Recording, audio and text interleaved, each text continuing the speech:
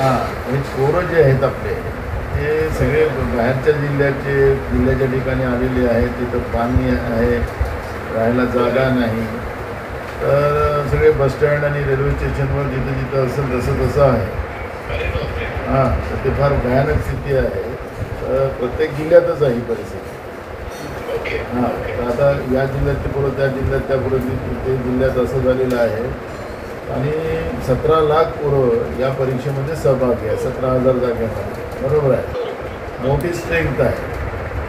मला मागच्या वेळेस आम्ही सांगितलं होतं की बाबा हे एक तर पावसाळ्यात रद्द करा, नाही तर व्यवस्था करा राहायची. ते केलं पाहिजे, नाही तर ते प्रॉब्लेम होईल.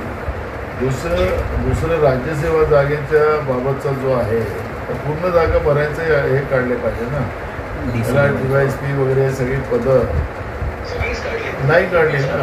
नाही, काही बॅलन्स आहेत, काही बॅलन्स आहे. हां, काही बॅलन्स आहे.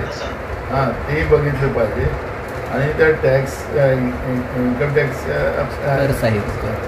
सहाय्यक जे पदं आहेत जे टॅक्सवाल्यांचे GST जॉईनिंग नियुक्ती तेही पदं आपली राहिलेली आहेत. थोडंसं मला असं वाटतं की तातडीने केलं पाहिजे. आणि हे 17 लाख पोरं या परीक्षेमध्ये सहभागी आहेत.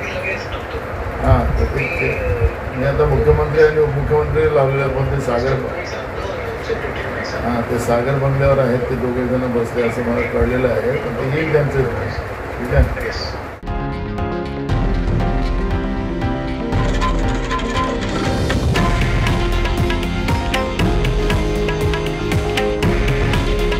हे आहे देशातील नंबर 1 न्यूज नेटवर्क आणि आपण पाहत आहात TV9 मराठी.